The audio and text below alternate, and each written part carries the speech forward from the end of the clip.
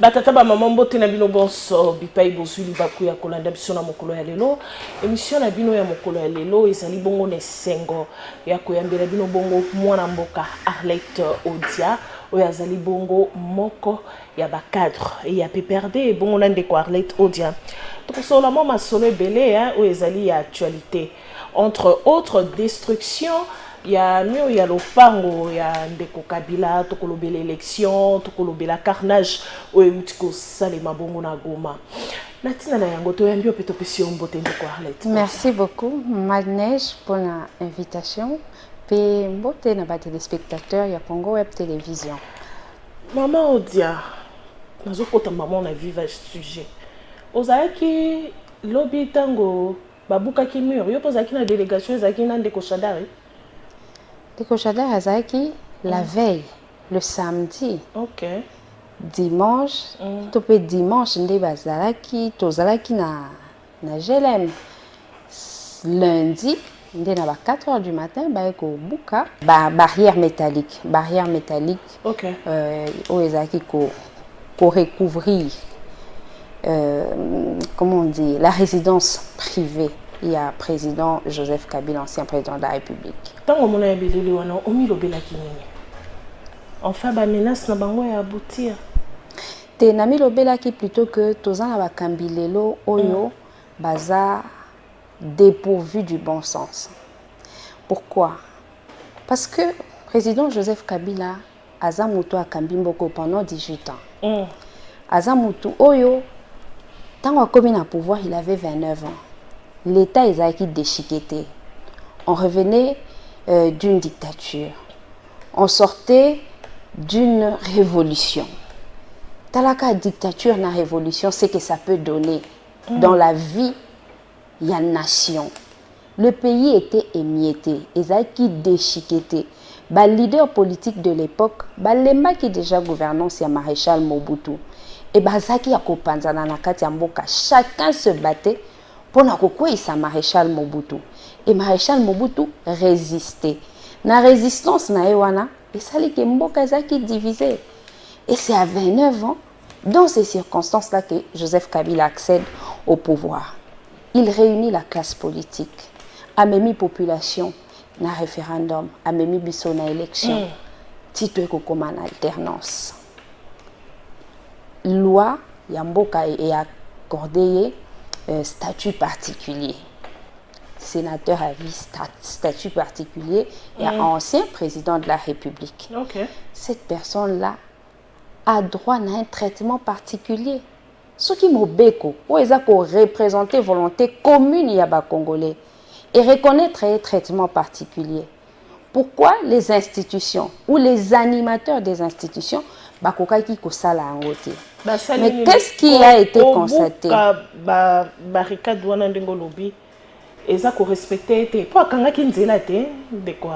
D'abord, je dois vous dire que les Loponabiso, ce dossier est l'équipe déjà na Simamu Congo. C'est un dossier qui appartient au passé. La priorité pour le président Kabila en un moment où c'est que le pays doit bien se porter, les Congolais doivent bien se porter. Il peut pas, c'est pas une personne avant de la défendre l'intérêt na yé ou bien l'intérêt à famille na yé. Parce que na mboka na biso musala na yé eza ko veiller pe ko défendre na ba intérêt ya ba congolais. Donc ceux qui sont na ba kambima oboye ba préférer ba monela yé pour y aller baraté, ils ne se sont pas obligés. Ils ne se sont pas obligés ya ko se défendre. Ils préfèrent continuer à défendre mboka na yé pe population na yé. C'est normal. Moto oyo lokola ngana yo bien kaza sénateur à vie azwa nzela mobimba kangi yango kotia na kati ya lopango na ye kotia bien que te koza ancien président de la République c'est pas un fait à kozongo de manière ordinaire ata bible lobi po biso ba congolais tozalaka mingi ba croyant et mingi ba chrétien bible lobi toute élévation vient de Dieu. Bien sûr. Et même toute autorité, elle vient de Dieu.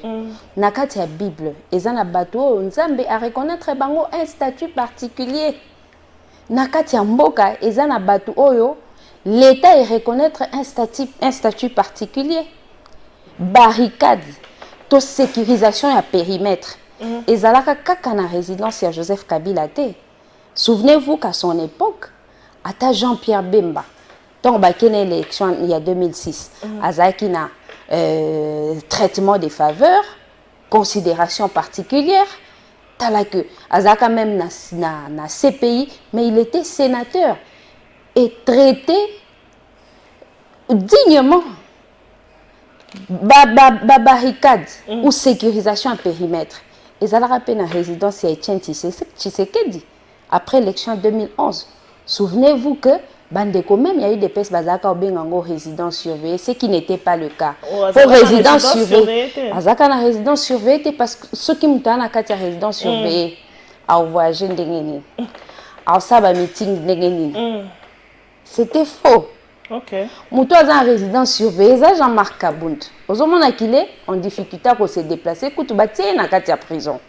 Est-ce que résidence surveillée n'est mazaka na makala? Est-ce que ça les marapé? Yo sale. Na utako ebisa que lelo to kambami na ba konzimo ko o baza dépourvu de bon sens. Donc loi ndenge zawana ezalaka epesaka faveur presque na bato nyonso. OK. Les uns et les autres. C'est que la personne qui utilise la loi, il faut azala épris de bon sens à roluka plus pour favoriser tranquillité, pour favoriser kimia plutôt que lukaka que oyazana raison, oyazana tort. Donc le traitement des faveurs, il y a président Joseph Kabila, c'était décidé Nabakambi au Bazako Kamba pendant son règne. Et ce traitement des faveurs, ezaki kaka accordé na yé mon côté. Ezaki accordé pe na bandeko o bazaka ba challenger na yé na ba élection o elekana ki liboso, c'est-à-dire il y a 2006 na 2011. Tant on déco Tshisekedi a yé na ba élection en 2018. Il a accepté à continuer à sécuriser Joseph Kabila. Mais ça sécurisé non, ça la police. Non, on parle d'abord de la barricade, barrière métallique ouana. Il avait accepté à côté Kango. Mais pourquoi à trois? Non, je ne parle pas d'abord de Ndaku. Na olobela makabongo ya barrière métallique ouana. Pourquoi l'avoir accepté du début à mandat si à 3 mois des élections? Nalandi ministre de la communication. Alobi Liboso a parlé de la nation barricade des AD. Pourquoi Nanda kwa Kabila barricade et pourquoi Baroti Kango? Cette question elle est bonne. Ça donne lieu à d'autres questions. Pourquoi il ne s'est pas posé cette question au début à mandat? En politique, quand vous gérez, il faut que toutes les mesures que vous prenez, beaucoup quand même expliquer à la population. C'est pour cette raison. Na rentrée scolaire, na embouteillage, peut-être que c'est là où on est qu'au servir. C'est la première rentrée scolaire. C'est la première rentrée scolaire depuis Félix Tshisekedi au sommet de l'État. Ça c'est d'une part. De l'autre, qu'est-ce qui pouvait manquer que bah informer, bah notifier décision ya kolongo la barricade. Boka qui secrétaire permanent à PPRD, le professeur Emmanuel Ramazani Chada. Alors, mais Kabila n'est pas informé. Son épouse Azawate, moi si yé mon copain Azawate. Comment Baokinde kokota na kati ya résidence naye alors qu'il n'est pas là? Il ne mérite pas un traitement spécial, un traitement particulier. Encore que tout le monde sait que c'est un pacifiste. Kabila zamo memi maki abundarata swanarate nokite maki ekoya kopanzala et maki wana ezali maki wana ezaboka Congo maki wana ezaba congolais. Donc je ne pense pas que ceux qui lelo ba décida qui ko notifier que to retirer possibilité à cause de la barrière métallique, il allait en créer un problème. Lelo bango sikonde ba kozanga kimia parce que Kabila otika la Kabila mabeo ba muto sala mutu et bunga raté ce qui est bungi et tika na ba séquelles na ba conséquences barricade mabeni ba sali ba kotina lopango na été ba simbinda kuna été ba simbi biloko nda kuna été parce que mabeni neza wana comment expliquer correspondance ba tindi correspondance na ministère ya urbanisme ndeko Kabila ba tindeli lettre te lo morote au moins soy bozolo ba ke mabe ezate boza ko insécuriser population. Pourquoi je le dis? Et l'Obama en français, qu'une injustice faite à l'un, c'est une menace faite à tous. Donc, Soki Kabila, qui a été un ancien président de la République, on ne trouve pas d'intérêt. Il y a qu'on notifie que barricade au l'État à reconnaîtra qui en en tant que président de la République, et en tant qu'ancien président de la République, toi, pour retirer au yango, boka moite que, ba citoyen bakenda ko samba na justice par exemple, a surtout ka ba ko boka eli banda sans que ba notifier. Mais ça peut le seul barricade. Ba lobby ba longola pe ezaka na ambassade des États-Unis. Bazo longola ba oluka ko déboucher banzela. Je vais que l'on se mette d'accord. Je suis aussi du même avis que vous que bakambi o ba ko kamba mboka lelo, ils ont la latitude ya ko décider que awa barricade ezala, a barricade ezala te.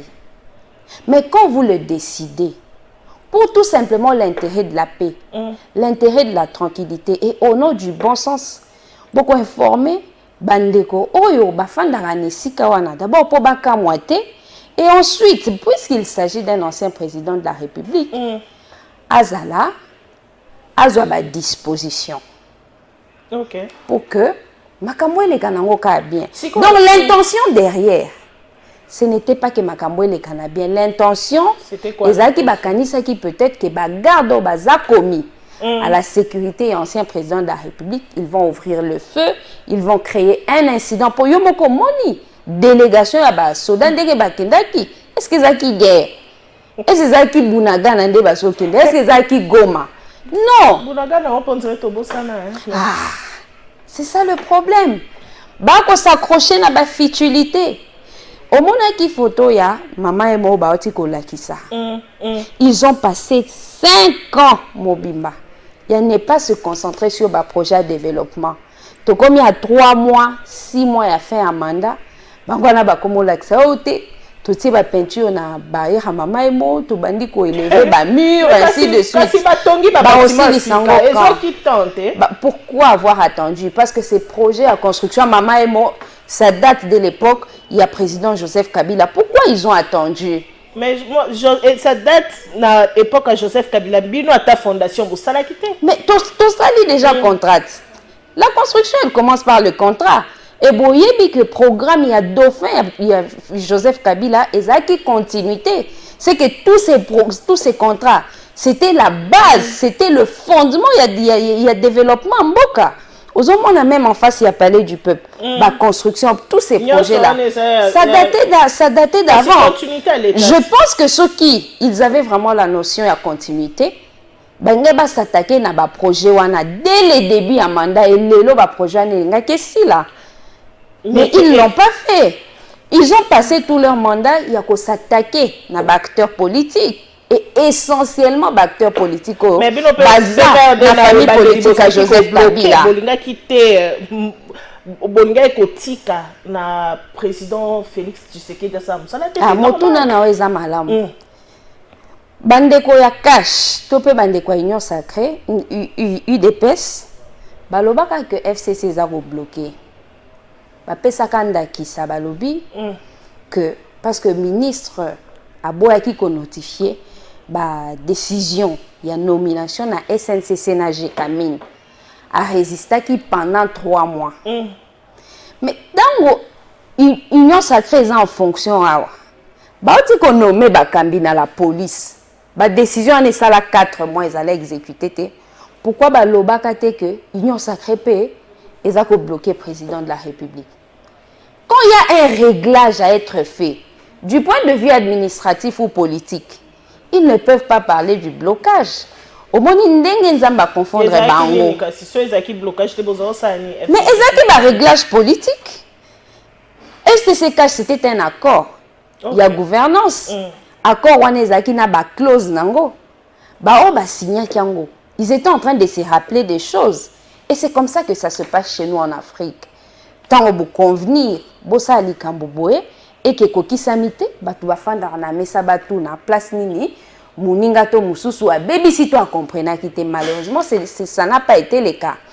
Ba rompre coalition FCC cash, ba lobby qui salume banda, ba bandika qui salu ngote. Mais bandi. Tant ba bandi qui salu comme un ram, ba liambo ba population. Mais quand on a de mauvaises foi, to moni francophonie ou tu ko sale manatang no. Tout le monde a déjà francophonie quand même. Je n'ai aucun intérêt. Il y a quoi qu'on remettre en cause Likambo et Salemi Malam. Mais laissez-moi vous dire, laissez-moi vous dire qu'à l'époque, il y a Joseph Kabila, il s'est aussi tenu les sommets de la francophonie. Sommet en francophonie, il y en a avec les délégations des chefs d'État. Souvenez-vous que président Hollande a d'accord avec Joseph Kabila, tala comment aboya quand même copé sa mbote. Mais aucune délégation ne s'était plaint que Elekani Mabe, accueil Ezaki Mabe, organisation Ezaki Mabe. Mais francophonie, il y a jeu. Sala, vous avez vu comment la délégation ba malgache, ba loba baza na Maïté, ba délégation ya ba Burkinabé, ba bi baza. Mais on a lobby. Mais ce sont des choses où efingi simbo canabiso. Les jeux de la francophonie, ils ont été sepeli ça ba congolais. Ils ont comment qu'il faut sepeli ça. Le monde francophone. C'est on était au 9e. Quand on a internet, tu as la première, deuxième, troisième, tina 8e. Tu as la organisation ba francophonie wana. L'organisation francophonie na biso au mona que atako bandeko ba sepeli ba congolais ba sepeli po ba mona ba misusu ba mona ba minda wana te. Mais notre organisation ezaki organisation moko ya ofingisa mboka, ça c'est une vérité. Mais ça liboso peut-être na deuxième ba ko bongisa te. Je l'espère, problème ezate. Mais trop de triomphalisme tant musale salemi muke eza bien te. Êtes-vous informé madame Neige que bandeko basa musala na francophonie ba futamité et comme il faut ba kangisa nani directeur général non chef azo landela moi ba facture ba c'est quoi batu oyo basala ki musala ba ko futa bango quand moni sikoyo gagner marché il faut chef azana landela vont bongo bimate mais ce n'est pas normal que mutu asala musala na ye et comme ya ko futa et comme ba problème Tolanda ministre à finance azoloba arofuta batu ya Covid c'était parce que na domaine na makamba Covid il y a eu des tournements siko ba libéral na bango pe ministre ba clôturer pe dossier ngo baloba que a détournaté bongo e bimate siko bande kona biso ba futa mate makambu ya affaires étrangères ministre à finance a bien ko futa ba citoyen parce que ba détourner mbongo ya ba passeport ba konzi ba détourner mbongo ba citoyen ba futa mate ba régime na bino pe ba détournement za kit ya bino nde siko po makambo za ko bimate na ba réseau oyo awa tozo yeba mingi po nyonso isa na ba réseau te maître. Moi je comprends votre question et ça parce que à l'époque l'opposition azaka na diabolisation makasi azaika ka koloba makambo pona ko yinisa ba kambia mboka. Mais je sais qu'à l'époque il y a président Kabila il y avait des débats où le na kati assemblée nationale. Les citoyens bazako zela ba plénière assemblée nationale comme ba match à football. Au moins la démocratie était en train de respirer. Les lois, est-ce qu'il existe encore des débats? Tala bande konde ba kufina goma. Ministre Ninya va interpeller. Démocratie ezate. Yango moni moko ya ba lobeli ya FCC koloba. Soko yoki bazo beta masolo. Oh, il y a peuple d'abord, il y a état de droit. Belé la policier, ayo kanga mutwana parce que eza propagation a ba faux bruit. Dans la vie réelle, makamwane ezate. Ekite liwapi. Bilo onyo soto ezo mata. Ezandete. So ezaki bongo population nga le latin. Landa ba émission oyo ba citoyen baza na ba téléphone ouvert bazako s'exprimer. Au monde que les Congolais sont en train de souffrir. Et Bakambi, ils sont insensibles pour la bango élection, pour la bango comment ils vont écraser Kabila, comment bagolongo la barricade na lopang na ye, comment bako déguerpi PPRD na katia siège na ye. C'est tout ça. Ndé a recirculé na katia ba pensée na bango. Tout ça là aux alana un pays matin. Jamais depuis que le PPRD a occupé ndakouana. Soit aux alana un paiement. Bango ka ndenga ba utiliser les réseaux sociaux pour na ko salir réputation baninga. Benga déjà ba sambisa PPRD. PPRD o azako futa $3,000 na siège. Loko ezaki SNCC entreprise à l'état. FCC cache kufika boy ba matibiso de 3,000 à $10,000. Batwana bazana bon moto. Bon moto ezate yango moni régime na bango ezozala florissante, ezako rayonner parce que motema mabe eza tellement esprit à règlement des comptes, esprit ya ko yini sa bandeko et pas ya bandeko mususu. C'est ça qui est en train de ternir l'image de cette gouvernance. Maître Arlette, finalement, le 20 décembre, tu as 100 FCC n'a pas perdu dans l'élection. Et là, quand il y a une élection, il y a la présence, il y a opposition, la majorité. Parce qu'en fait, les élections, c'est la bataille démocratique entre ces deux camps politiques. Mais avant cela, il faut logistique, et technique, au point, c'est-à-dire kits électoraux, c'est-à-dire carte d'électeur, agent, ou manipuler, machine, ainsi de suite. Il n'y a pas que la logistique et la technique. Il y a les finances qui doivent suivre. Il y a la sécurité qui doit également suivre. Soit tu lobby opposition dans la majorité. Déjà que vous savez que l'opposition n'est pas dans ces processus. On va y revenir. On va y revenir. Opposition tout le monde a kits électoraux. Déjà ba commandant ba commander té. Ba commander té les possénia ou tiko convoquer à électorat pour une élection présidentielle. Et on a lobby. C'est de la poudre aux yeux. C'est de la poudre aux yeux. Déjà ba bakena ba carte d'électeur ni. Vous savez que ba carte d'électeur est endommagée. C'est ni à ça là point de presse pour dire qu'il a coupé ça ba duplicata. Biso kutu na opposition to kamwaka.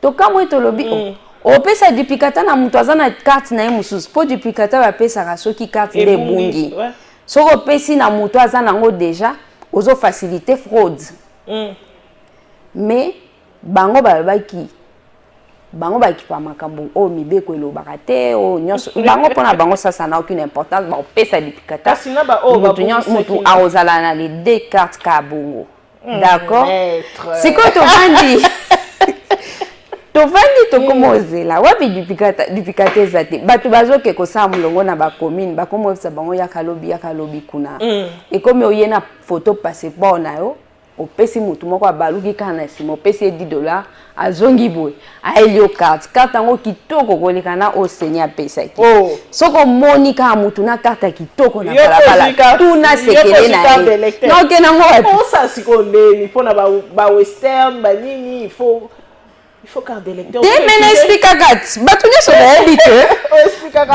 que carte d'électeur c'est un instrument politique. Carte d'électeur est jamais qu'on remplacer carte d'identité. Mais maître, à l'époque, il fait que bon dimata, bon kende bon s'enrôler, bon sur ataba carte tango, hein? Après si ma, bon bâti qu'on discuter. Mais carte banane. Il y a un enrôlement. Banane il n'est pas payé sa carte. Et ça c'est ni. Oui. C'est ni et zalaka majorité. Na opposition c'est ni opposition azate bisoto ondima ba pesa donc c'est comme si c'est ni c'est pas de cette manière qu'il faut voir les choses.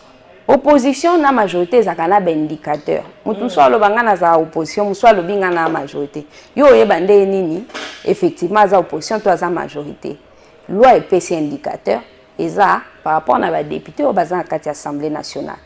Na kati assemblée nationale biso FCC to na ba député toza première force ya opposition moko boye o population atia biso te opposition o to ndima parce que to boyaki violation mibeko ya mokonzi mboka azo sala na kati mboka to ndimi yango mais quand on accepte cette opposition que vous nous avez imposé respecter nos droits. Kabila aussi a salango te atika la salango te non Kabila salama kambwana te. Au début l'élection fallait ça en 2016. Et ça en 2016 et au ça en 2018. 18 oui. C'est pourquoi bande quoi des pes ba ebisa Kabila que c'est parce que Kabila a boyaka a ingaka s'éterniser au pouvoir. C'est faux et archi faux. C'est parce que Kabila ne pouvait pas aller aux élections sans l'opposition. Yebaka à cette époque Etienne Tshisekedi disait que tout s'arrête. Azo boya kokota na processus. Ah, yangwana bino pe bozo luka moyen to ke na dialogue, c'est ça. Parce non. qu'on vous accuse. Bino opposition FCC la Mouka El Fayoulou. Vous avez besoin de l'eau, il y a dialogue pour vous montrer que Ndeko Fachi a déterminé l'élection. C'est pas vrai. Ndeko Félix Tshisekedi a besoin d'élection. Oye bango ndenge nini. On a besoin d'élection. Oye bango ndenge nini. Il y a un deuxième mandat. Tango régime na e bandi. ba communicateur même ba cambia parti na ba kama ikoloba article 70 la constitution.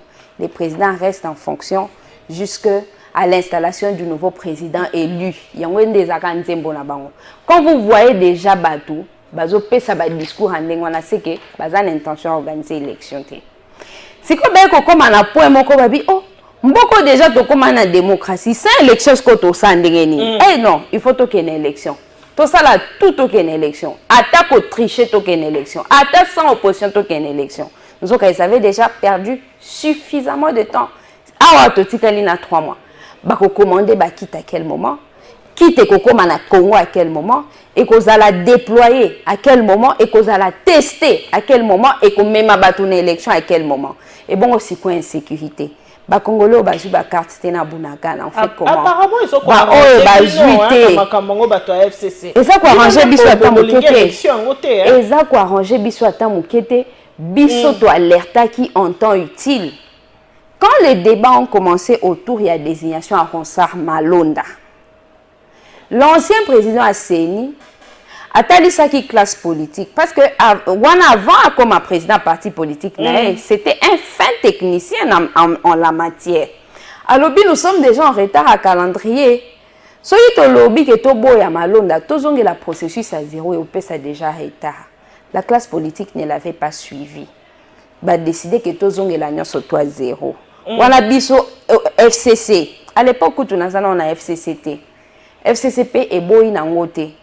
Et le bito bandela na biso quand on soit zéro.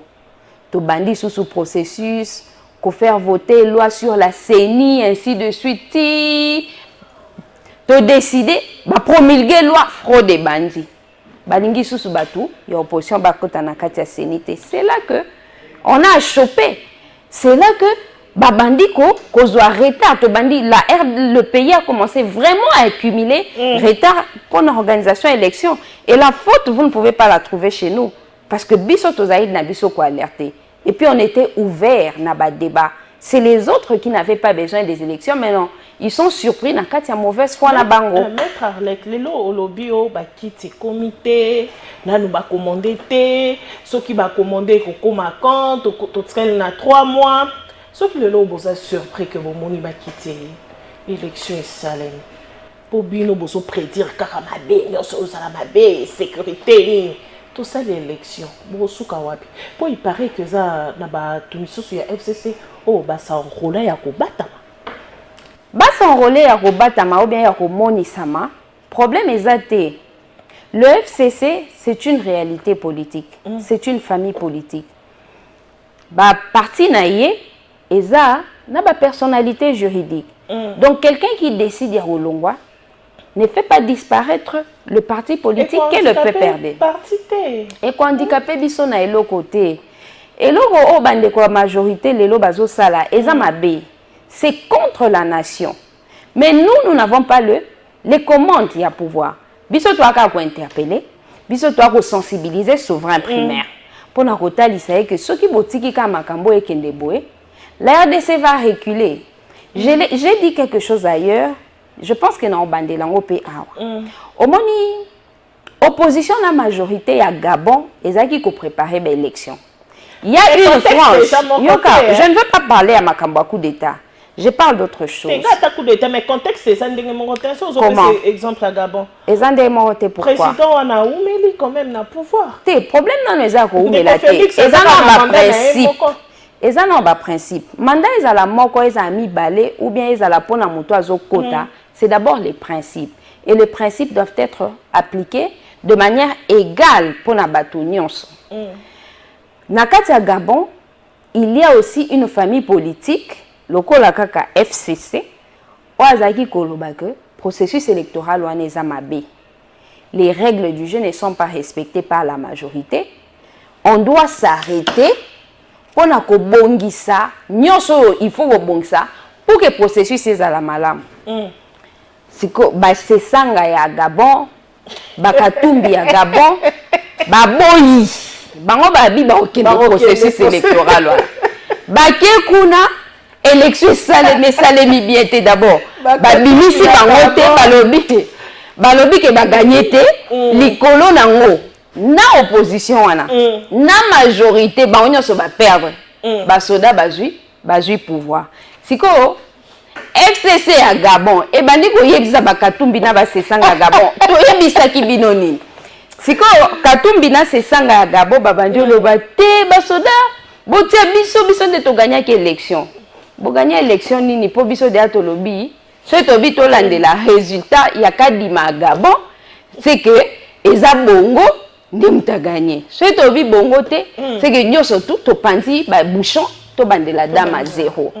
Est-ce que l'opposition a gagné quelque chose? A gagné nini na élection à Gabon? Rien. Ici en RDC, le président Kabila a une expérience. Le président Kabila, c'est la passion du Congo. Il a montré que Alingi Congo ko le canyon so. Talano mutu. Abomba même famille na ye. Abiso ki famille na bat ba ye bani ba okoma mangungu ba ronyata ba population mususu. Il préfère que famille na ye et vivre na anonymat. Mais au moins, les acteurs politiques, les leaders religieux, Kabila ye azakana famille. Azwaka matanga te, azwaka feti te. C'est la passion du Congo à l'obi lokola. Ba tombo lingana za la président na bango. Mutu nyonso akomi famille nanga. Concentrons-nous sur le développement du pays. Abeti deux mandats na ye, habito sa l'alternance, baninga pe opposition ba sala na. Alors, yé moko vraiment mon mboka Kabila.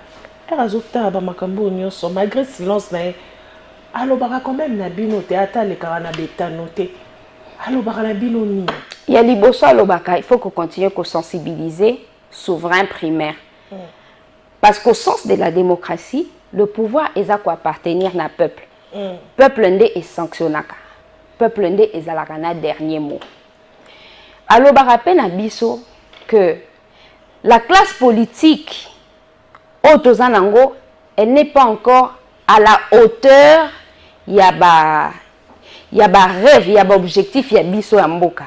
C'est une classe politique qui vise plus les miels que d'affronter des abeilles. Or, la vie politique, c'est quelque chose de difficile. Il faut y avoir sacrifice. Souviens-toi de ce que disait Etienne Tshisekedi à lobby. Démocratie, c'est un chemin ma baku makasi. Pour qu'on dit mango, on dit souffrance. Mais si on a dictature, ils ont vers ata mobeko ils ont lobby na buka na mibeko na renverser na majorité tout ça prêté à vivre démocratie biso sengeli peut-être dictature moko positive. Non, le problème est que la RDC aujourd'hui a reculé comme l'avait dit le secrétaire permanent du PPRD à presque 50 ans en arrière. Démocratie ma benigno démocratie pesi biso nalandi langage wana eza mingi na bande kwa IDPS. Oh, démocratie, ça m'a monté pour la RDC. Il faut n'entendre à la dictature. Nous avons connu la démocratie dans notre pays entre 2006 et 2018 au MML Libiso alternance. Démocratie, c'est Libiso ma béni. Pourquoi tu robot la démocratie pour toquer la dictature? Bakambio baza robot la démocratie, ça balingi na banka koto samibe côté. Koto samibe ko ezaka patient. Il faut pena sacrifice makasi pour c'est l'effort qu'il n'arrive pas à fournir. Et biso totika na biso na kaka tobandaka ko défendre mibeko, on n'a aucun doute que le peuple va reconnaître notre combat. Etienne Tshisekedi disait que le peuple a toujours récompensé les meilleurs citoyens. Et nous sommes convaincus que ce souverain primaire va placer une confiance en nous et s'atteler sur le développement de notre pays. Mato dinayo maître Arlette ndengo ndima qui correspond à l'invitation na biso na moni ba sujet za ki mo ebele ya koloba meto zui tango te ngonga mokie pona kolobela nyonso wana mato ntipe na bino ba ibolandi biso na nzela Congo Web Télévision ozangi kolanda émission na mokolo ya lelo landa biso bongo jeudi na 9h na rediffusion soko zangi jeudi na 9h au lundi biso bongo na A30 Télévision mercredi na 20h30 Ozangi na A30 Télévision, lundi bisobongo na chaîne YouTube Bilembo TV. Ozali moli politique, ozali analyste politique, ozali mopandi sango, ozali motokende sango, ozali mwasi ozako sala mosala pona kotombola bendele pe lokumu ya mboka. Benga bisobongo na numéro oyo ezali affiché na se abetano na bino pona koya kotalisa bongo makanisi pe misala oyo bozali kosala.